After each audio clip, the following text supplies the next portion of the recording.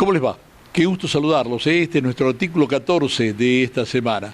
Una semana que a nosotros nos marcó una pauta a tener en cuenta, que si bien no es algo que podamos dilucidar como nuevo, sí nos va abriendo algunas alarmas como sociedad, algunas alarmas como periodistas, algunas alarmas que hacen que uno trate de visualizar cuál es ese tema tan fuerte que nos está llegando.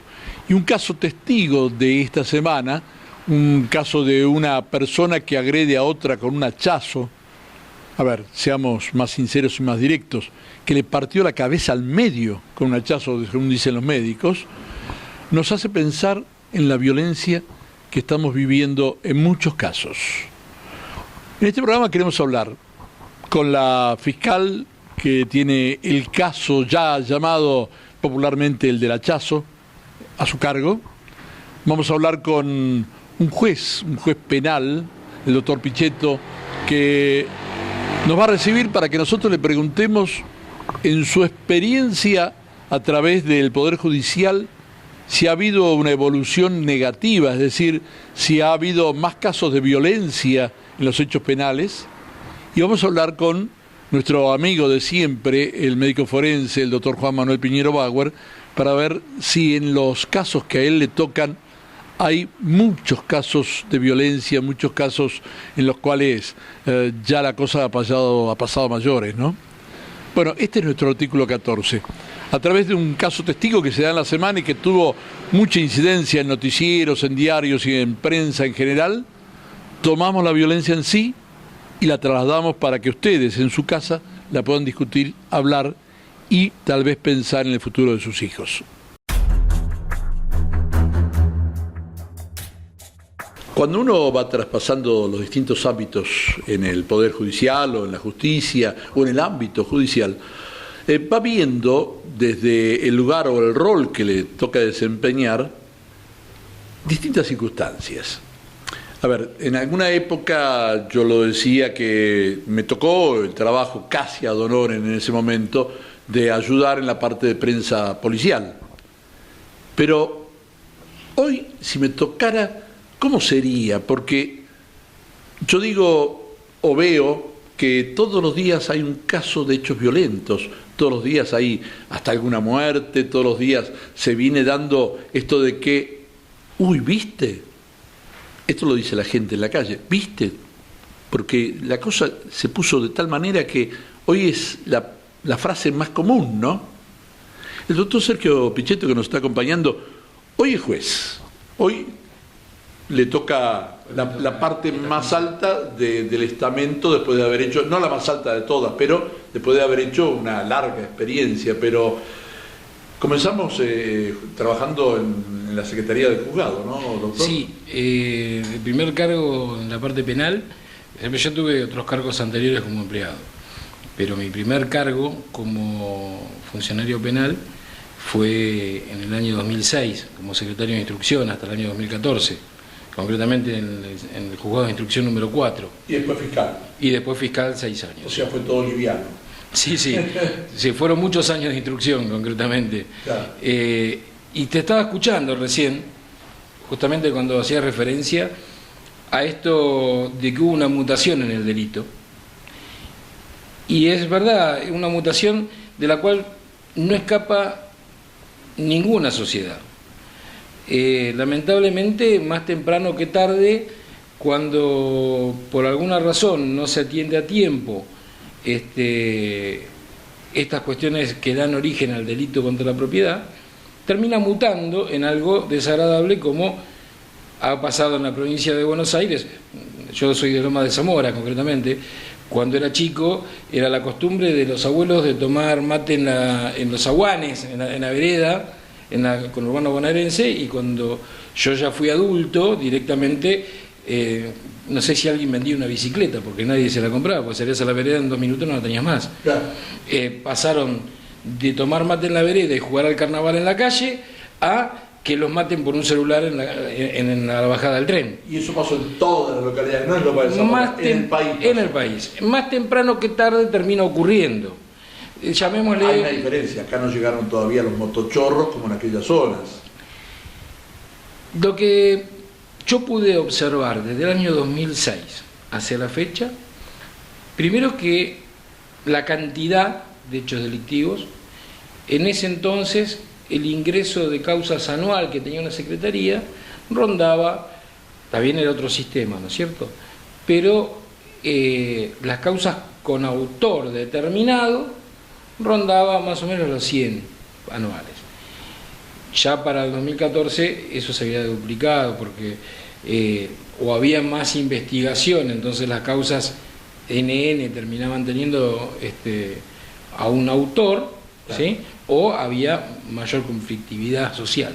Dando cuenta de esta situación, de que todos los vecinos habían visto qué había ocurrido, pero que tenían gran temor por las características violentas por parte del que aquí hoy se encuentra imputado.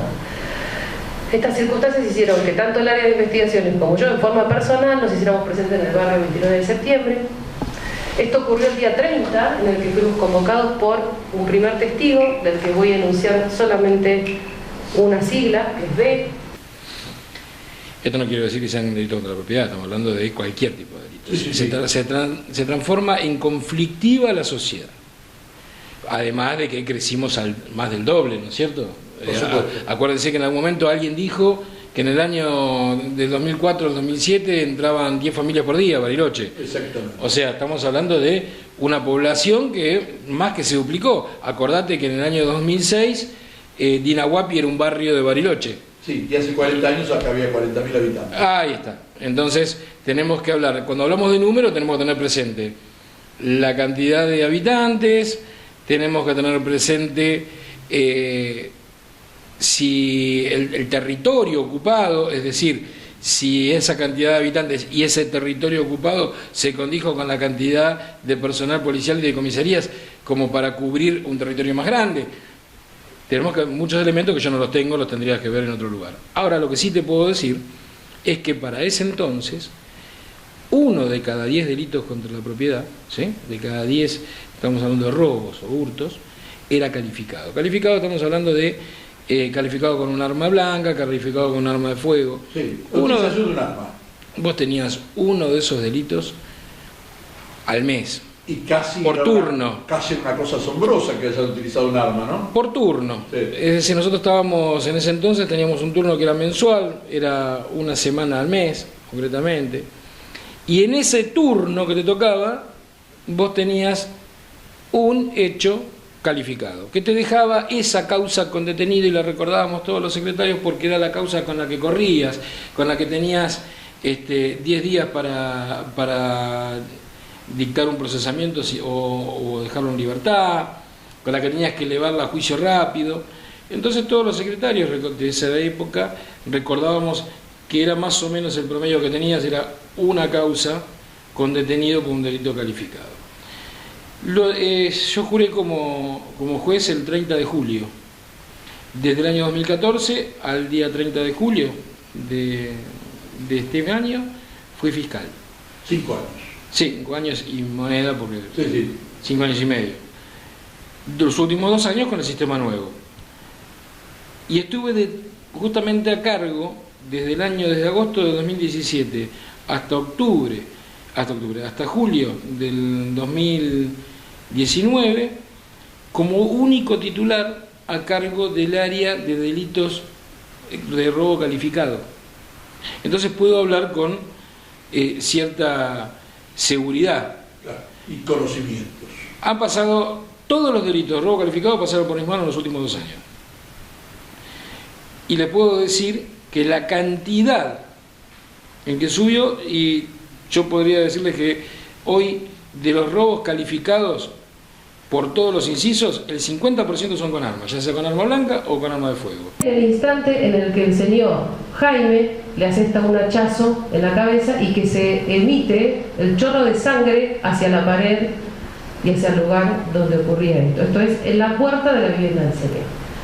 También ve la instancia previa, que había otra persona con el señor que golpeaba a Elquisa, primero en el piso, digamos, con violencia, golpes, y luego se produce esta circunstancia del hachazo.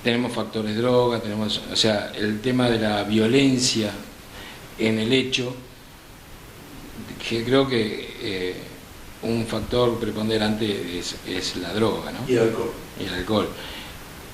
Ahora bien, lo llamativo es cómo una persona que nunca fue, nunca estuvo dentro del ambiente delictivo, que nosotros teníamos un sistema antes que era el famoso Lex Doctor que teníamos, donde uno ponía un nombre y si ya había sido cargado por otro juzgado, enseguida ya tenías todos los datos y te evitabas cargar. Claro. Imagínense gente que uno la ponía en ese sistema y no figuraba. Claro. Que nunca había pasado ni como testigo y que terminaba siendo una persona que después era condenada a 6 años de prisión, 7 años de prisión. Por lo cual uno ya primer está delito. analizando que ese primer delito fue violento, ¿no? Fue No, por eso digo, eran personas que nunca habían tenido una causa penal y de repente su primer condena era de 7, 8 años de prisión, era algo que llamaba la atención. Realmente sí, era llamativo, o sea, es llamativo el crecimiento, es llamativo el incremento de personas que cometían este tipo de delitos y es llamativo la violencia. Y fundamentalmente obran como prueba del Ministerio Público también las copias de las peticiones de audiencia de control de acusación del legajo 3194 a cargo de la doctora Bartolomé, donde no solamente se había solicitado un control de acusación en el marco de un hecho que da cuenta de esto que decían los testigos, de un incendio donde el señor agredió con un machete a varias personas del barrio, donde hay lesiones, daño y amenazas y donde el señor resulta imputado. Como el famoso que está primero, si el huevo o la gallina, ¿no? Me parece a mí, no sé si es así, pero porque uno dice, bueno, cuando van a ir a robar, ¿se drogan para ir a robar o ya es parte de la historia? Yo creo que no se puede descartar ningún caso. Primero uno puede encontrarse con gente que no es su primera vez, que estuvo en algún penal, que ya tiene cierta, como decías vos, experticia hace un rato en el arte del robo. Esa persona tal vez no necesite drogarse para salir. Como también te puedes encontrar con una persona que es la primera vez y por ahí, ¿por qué descartar que se haya drogado para tener más coraje? O que vaya a robar para conseguir la droga. Yo creo que lo que ocurre mayormente es que inician en el robo para conseguir dinero para la droga, no al revés. Sería ilógico suponer o afirmar, ¿sí?, que todo aquel que salió a robar drogado, salió a robar drogado porque así se daba coraje. Y después lo que robaba también lo usaba para drogarse. Es decir, caeríamos en la cuenta sencilla de que si no sale a robar no necesita drogarse y por lo tanto no se drogaría nunca más. Yo creo que si hay algo que podemos afirmar a esta altura del partido es que aquel que desgraciadamente cae en el mundo de la droga llega a un momento donde termina saliendo a robar para comprar droga. Eso creería yo. Y no solo. Creo que eso sí lo podemos afirmar. Ahora, afirmar que hayamos tenido casos donde personas se hayan drogado para darse coraje para ir a cometer el hecho, yo no lo puedo afirmar. No lo puedo afirmar, no me consta que hayamos tenido esos casos. No, por lo menos no pudimos nunca afirmar que esa haya sido la ecuación, es decir, si la gallina o el huevo. Claro. No lo pude. Es difícil saberlo. Es difícil saberlo. Por supuesto que hemos tenido casos en tantos años. Imagínate que te dijera, nunca tuve a alguien que saliera a robar intoxicado. Por supuesto que sí. Bueno, pero en esto, doctor Pichetto, a lo mejor hay otra vueltita que es los casos más violentos, estos que le pegaron a la víctima, o que lo apuñalaron, o que le dispararon a la víctima. En la mayoría de los casos, ¿hay alguna sustancia de por medio o no? ¿Hay alcohol de por medio o no? Porque a lo mejor esa intoxicación lleva a la violencia también. Usted se refiere a si se exaspera la violencia por el consumo de algo, que puede ser alcohol inclusive. Mire, Cuando una persona queda detenida en el momento del hecho, ¿sí? Desde ya que si fue detenido días después, o a través de una investigación, como en el caso que vuelvo a nombrar, el caso testigo, el caso del robo de la circunvalación, ¿sí? Si es detenido días después con una investigación, uno no va a saber si el día que cometió el hecho estaba o no estaba intoxicado.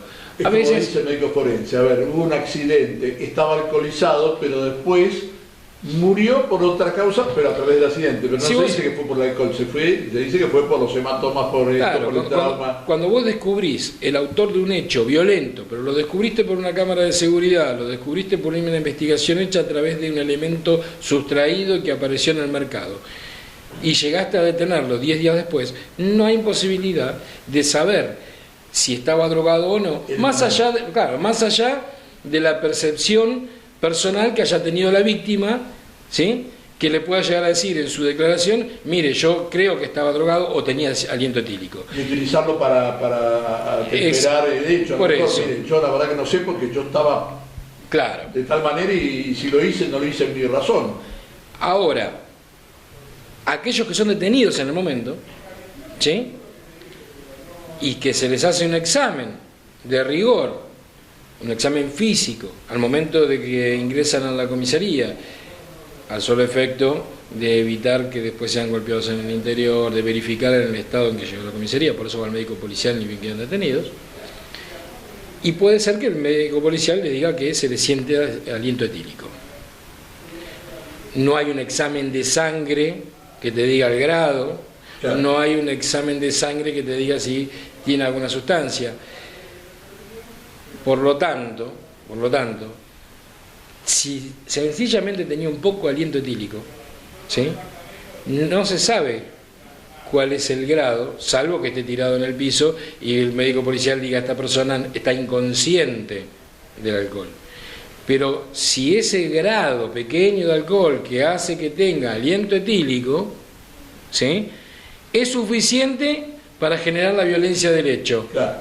Eso no se necesitaría un estudio mucho mayor. Yo creo que la violencia del hecho... De por sí un defensor le diría, son conjeturas que está haciendo, nada más. Hay modalidades en el robo calificado. Usted, si se dedica a esto, lo debe saber. Más que nada en otras provincias que nos llevan la ventaja, ¿no es cierto? Uno ve que ocurre en el momento del hecho, suele ocurrir que uno de los autores es más violento que el otro, que tienden a golpear a las víctimas, que tienden a agredir a las víctimas, que tienden a menoscabar a la víctima, con el efecto de que ésta se quiebre y le diga dónde hay el dinero, o le diga dónde están las cosas de valor. Sí, la utilización de los roles. Claro. Eso también es copiado, porque hoy, si usted se fija, las redes sociales, ¿sí?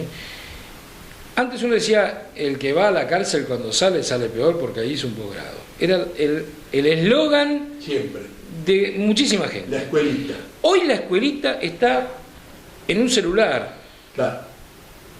Si usted ve las redes sociales, si usted me habla de la violencia, ¿alguien es ajeno a los videos que circulan por internet respecto de los cárteles de la droga en otros países? Ni siquiera los niños son ajenos, ni siquiera los niños, porque no hay algo que les si uno sin buscarlo puede terminar viendo uno de esos videos, hoy preguntarnos si la causa de la violencia es únicamente la droga o el alcohol, yo creo que la sociedad está más violenta. Claro. Es más tolerante. Es decir, si lo hacemos un paralelismo con lo culinario, seguramente a los 5 años una comida con un poco de pimienta nos resultaba muy picante. Y sin embargo, sabemos que el acostumbramiento a esa sustancia, ¿sí?, hace que uno sea más tolerante. Con esto pasa lo mismo. Lo que nos podía repugnar en cuanto a lo violento nos podía repugnar hace 10 años atrás, hoy Es moneda corriente. es moneda corriente. Recuerde los primeros videos de ejecuciones de grupos terroristas de Medio Oriente que empezaron a circular por los medios, lo que le causaba a alguien que no podías verlo directamente. Sí, horrible. Pero hoy... Y hoy circula y hay gente que comparte eso porque te das cuenta que está consumiendo eso. El morbo se transforma en esto de aceptar la violencia. Ahora, si una persona así cae en el ambiente delictivo, imagínese cómo va a ser el hecho que va a cometer de violento, ¿no? Estoy mirando la hora porque está sonando ya el teléfono, quiere decir que hay una audiencia. Exactamente. Doctor Pichetto, muchas gracias por por favor. ratito, que creo que la gente lo ha escuchado o lo ha visto, y yo creo que con mucha ansiedad, porque estamos en una sociedad que está absolutamente enferma de violencia a partir de todo esto que hemos visto. Claro que sí. Tenemos una página donde puede encontrarnos, CH Comunicaciones Bariloche, y está en YouTube. ¿Pero por qué subimos nuestros programas ahí? Porque a través de ABC Internet, así de rápido, entra todo. Nombre y colegio. Luchito Alegría, ENET 35, promoción 87. Muy bien, Luchito, vamos entonces. Sin repetir y sin soplar, instituciones que reciben gratuitamente Internet solidario. Comenzando ya. Crearte, Administración Parques Nacionales, Centro de Salud Los Barrios Lera, San Francisco La Cumbre, La Quinta, Rayanes, Frutillar, 34 hectáreas. Plaza Malvinas, Barrio Rayanes, Plaza Barrio Frutillar, Asociación Civil Piuqué, Caritas Bariloche, Iglesia Metodista Pentecostal, Jardín Maternal, Virgen Niña, Centro de Infancia, Locaría y Arcoíris Mágico, Hospital San Ramón Carrillo, Iglesia Vida de Jesús, Centro de Jubilados Pensionado 21 de Julio, Asociación Civil Esperanza, Junta de Frutillar, Centro Jubilado de Policía Río Negro, Asociación Civil Orientación para el Joven, ¡Adeful! Sí. En ABC estamos muy pero muy contentos porque cada vez son más las instituciones y lugares donde llegamos con Internet solidario. Sí, Internet a alta velocidad gratis, para que los vecinos que más lo necesitan puedan acceder a este servicio de calidad. ABC Internet. Porque una ciudad crece en serio si estamos todos contentos.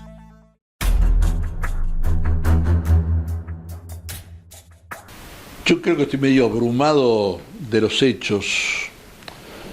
Yo digo eso, ¿no? ¿Cómo será el profesional? Porque si uno que a veces se va metiendo un poquito en este mundo tremendo y violento de los hechos delictivos diarios, hablando con un juez, con una fiscal, se siente medio abrumado. ¿Cómo se sienten los profesionales que están todos los días, todo el tiempo, recibiendo este tipo de hechos? El juez recién hace un ratito hablando conmigo decía que desde que él empezó como secretario de juzgado hasta llegar después a fiscal, avanzó en un 50% los casos de utilización de armas.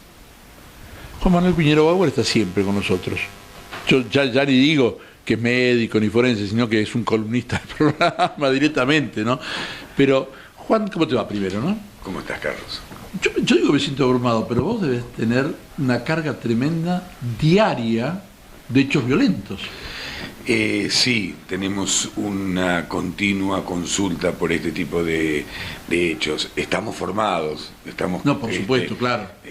Para poder dar lugar a este tipo de violencia, digamos, dentro nuestro.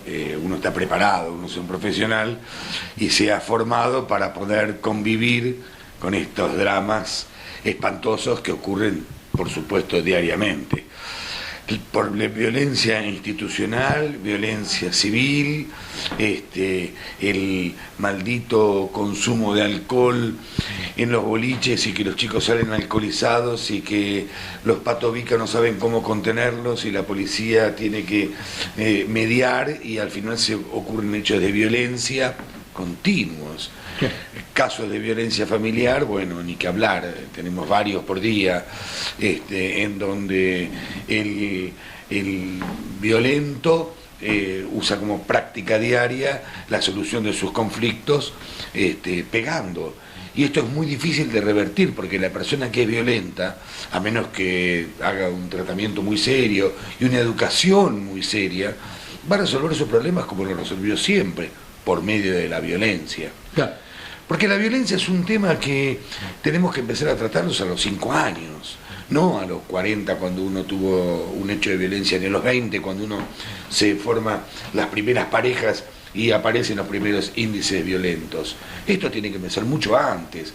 Los chicos están copiando moldes de padres violentos, de una sociedad violenta, en donde no tienen elementos para poder discernir qué es lo que debe hacer y lo que no debe hacer, porque lo veo todo el día en mi casa. Entonces, el chico, somos monitos repetidores en última instancia, de manera que las conductas se van a ir repitiendo eternamente, a menos que se tomen serias medidas, profundísimas medidas y tempranísimas medidas. Claro. En esto lo que vos me estás diciendo es que desde edad muy temprana se puede detectar a un violento. Pero desde luego, pero independientemente que detectes o no detectes un violento, al grupo escolar, de un club, de amigos, se los debe educar, independientemente de que haya 1, 2 o 3 violentos. Al grupo en sí mismo, la sociedad debe educar a sus hijos, a sus chicos, a sus infantes, para que no repitan conductas violentas. Seguro que hay algún violento en un grupo, pero no importa, sí importa, pero lo más importante es que se eduque al grupo entero, porque muchas veces a los 10, 8, 5 años no se manifiesta que una persona es violenta, se va manifestando con los años. Tiene que tener una base, una educación importante, para no repetir los moldes que viene viendo, que viene absorbiendo desde tempranísimas edades. Claro. Uno dice,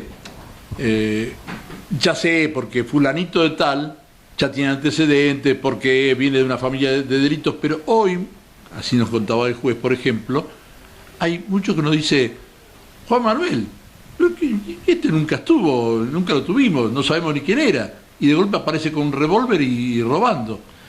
Seguro. Y los subregistros, Carlos, y los subregistros, los que no sabemos, los que no tenemos ni idea, los que no se denuncian, los que no se conocen, los que no se saben, los que no sabemos porque viven en el interior de la provincia y es muy difícil acceder a un lugar institucional para realizar una denuncia, los que no sabemos, porque si sabemos este porcentaje de delitos, hay un enorme porcentaje que no tenemos ni idea. Por eso es importante que la educación se haga desde tempranas, claro, independientemente que se detecten los violentos, que esto es fundamental, detectar los chicos violentos. Al grupo hay que educarlo, a la sociedad hay que educar, que hay cosas que no se hacen y punto, no hay mucho más para discutir. La violencia que hoy vivimos, insisto, a nivel institucional, a nivel civil, a nivel de todas las organizaciones, tiene que estar a cargo de gente que eduque a los chicos para que no sean violentos. No a 1, ni a 2, ni a 3, a todos, los que no son violentos y los que son violentos. Si no, estamos estigmatizando. Claro. Y es probable que ese chico que es violento acrecente su violencia porque lo caracterizan de violento. Porque hay un dedo que lo señala. Desde luego. Es el grupo al que hay que educar, es a la sociedad completa que hay que educar, que hay conductas que no deben existir. Esto es algo que tenemos que entenderlo. A las familias hay que hacerles entender la violencia. En televisión uno ve que le clavan el cuchillo a una persona y sufre y se sangra y se muere como si fuera el hecho más natural del mundo, pero no se puede enfocar un beso, una pierna de una mujer o un hombre en malla porque son cosas prohibidas. Esto es violencia también. No se tiene que pasar la muerte cómo se produce, porque es violento. Sí se tendría que hacer sobre el amor, sobre las buenas costumbres, sobre el compañerismo, el acompañamiento, pero la muerte está naturalizada, la violencia está naturalizada en los medios de comunicación. Y a esto también hay que apuntar, esto también es educación. Hay que educar a los chicos y a los grandes para que no repliquen estos actos de violencia. Exacto. Porque si no nos naturalizamos, si no es normal que me venga a ver una chica cuyo pareja, amigo, esposo, qué sé yo, ingresó por la ventana a las 2 de la mañana, la violó, le pegó, corrió el nene. Lo estamos naturalizando. Esto es un hecho que es gravísimo, dolorosísimo para la sociedad toda. Y nosotros tenemos que la obligación de hacer algo. ¿Y qué podemos hacer? Educar. Gran palabra. Mostrar a los chicos que también existe un camino de amor, de tranquilidad, de compañerismo, de ayuda, de solidaridad en estos momentos que estamos viviendo en la sociedad argentina y latinoamericana y mundial. Sí, porque hay una violencia de estallidos en todas partes. Y naturalizado, es como si fuera lo más normal del mundo. Que lo vemos por televisión. Pero desde luego, claro. Y en horarios que los chicos están mirando sus dibujitos. Cambiamos de canales para poder ver los noticieros cómo se mata a la gente. Y además los dibujitos son violentos. Encima. Claro, entonces es un tema muy profundo que hay que tomarlo desde muy tempranas edades y hay que educar a la gente. El gobierno de la provincia de Río Negro siempre nos acompaña, lo hace de esta manera, mirá. Ser rionegrinos es sentirse orgulloso de la provincia que tenemos. Es sentir orgullo de contar con el único tren que une el mar con la cordillera y ver que nuestra historia aún sigue sobre rieles. Que si miramos al cielo, tenemos satélites construidos por nuestro INVAP. Y saber que nuestra producción abrió fronteras y se expande en el mundo. Es contar con nuevos hospitales y una productora de medicamentos que llega a diferentes puntos del país. Sentir orgullo es que todos los niños y niñas tengan acceso a la educación a partir de los 4 años. Río Negro, contá con nosotros. Desde el médico, como lo sos vos, Juan Manuel, que te ha tocado tanto, ¿cuál es el hecho o cuáles son los hechos que más afectan en cuanto a lo violento en sí? A ver, contra un niño, contra una mujer, contra adultos, ¿cómo son esos hechos? Mira, me parece que la caracterización de la violencia no es cuantitativa, es cualitativa. Que, insisto, que un cretino se meta por la ventana de una chica de 19 años que tiene un bebito y que la viole es tan grave como que un chico o un grupo de chicos se junten en la sede del colegio y le peguen a uno, o que cualquier acto de violencia. No hay uno que sea peor que otro, porque depende de las características de uno. Por ahí yo a vos te agredo o tengo un acto de violencia verbal y no te duele. Y por ahí se lo digo a él y sí, a él le duele muchísimo. ¿Por qué? Por sus características personales. No es cuantitativo el asunto, es cualitativo el asunto. Claro.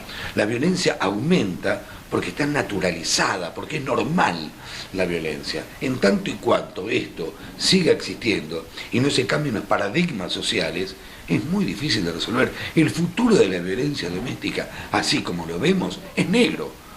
Es negro, nos estamos dando en el clavo. No hemos disminuido los casos de violencia familiar, de violencia en general. Al contrario, están aumentando. Entonces estamos fallando, muchachos. Busquémoslo por otro lado. Es antes. No agarrar al tipo que le pegó a la mujer y lo metemos preso, le sacamos el mantenimiento a la familia, le sacamos el guía que es el padre. Esto empezaba antes. No nos damos cuenta que esto era de antes, que había que empezar a educar. Sin ninguna duda. Pero no podemos seguir metiendo preso a gente que lo que hace es manejarse de la única manera que sabe manejarse. No sabe, no tiene otra manera para manejarse. Si no educamos a esta gente, el camino que tenemos por delante realmente es muy difícil de recorrer. Vos sos el último engranaje del hecho violento. ¿Por qué digo el último engranaje? Porque sos el que debe dictaminar, en tu experticia de médico forense, el hecho en sí. Entonces, jueces, fiscales y defensores se basan mucho en lo que vos digas de esto fue así o no fue así. Desde luego, yo no dictamino, yo sugiero, claro.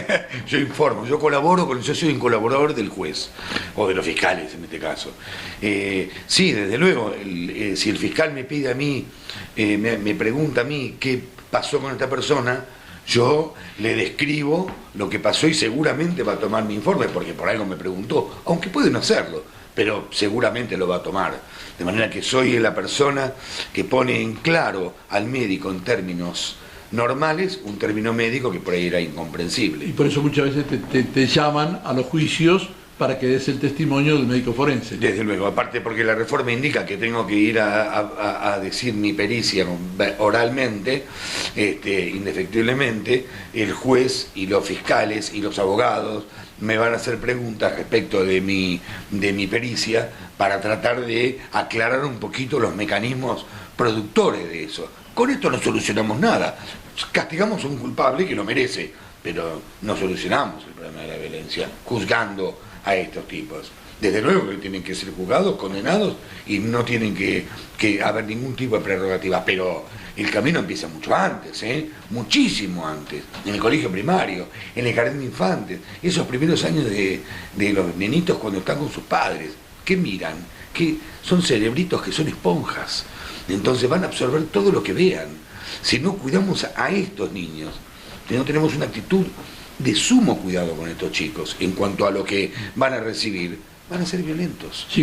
Sin ninguna duda. Romano, muchas gracias. Gracias a vos. Médico forense. Siempre con nosotros charlando el doctor Juan Manuel Piñero Bauer. Y yo me pregunto, si un día el juez lo lleva al médico forense y le dice, a ver doctor, usted qué vio, qué hizo en su experiencia habiendo revisado el cuerpo tal, y le dice todo esto que acaba de decirnos el médico, y le dice, doctor, sí, ya está muerto, y vamos a juzgar a tal persona, pero ¿hicimos algo para evitar todo esto en cuanto a la educación? Le dejo la pregunta. Señor Jaime, ¿usted entendió? Sí, la acusación. Bien, perfecto. Yo me encuentro en condiciones de resolver respecto de la formulación de cargos. Entiendo que la presentación que viene haciendo el Ministerio Público Fiscal cumple con los requisitos del artículo 130. Entiendo que ha dado y ha hecho mención de circunstancias de tiempo, modo y lugar, de cómo han sucedido los hechos, de cómo las situaciones se han dado el día 26, de cómo, digamos, con la evidencia que hoy cuenta, es suficiente para cumplir con los requisitos legales. Lo pone usted en calidad de autor de este delito de tentativa de homicidio, ha dado cuenta de manera adecuada en la presentación del caso y por lo tanto voy a tener por habilitada la investigación penal preparatoria por el término de 4 meses.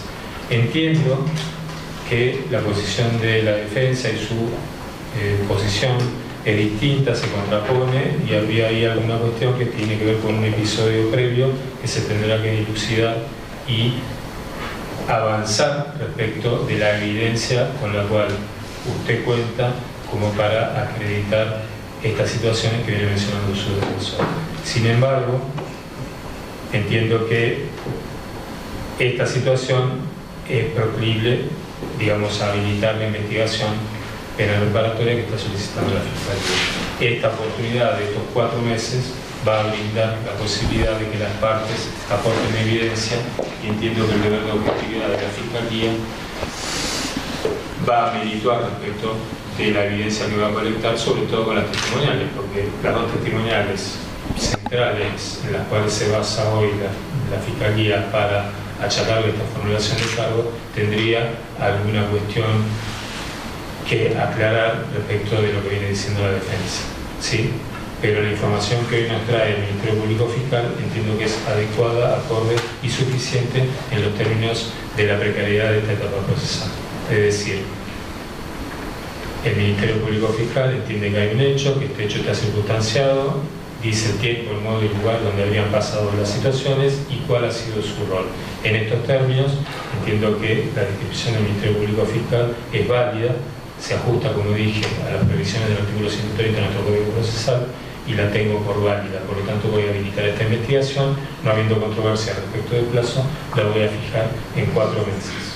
Doctora, se terminó la audiencia y acá hay determinaciones que, si bien merecen análisis, yo creo que no hay lugar a dudas.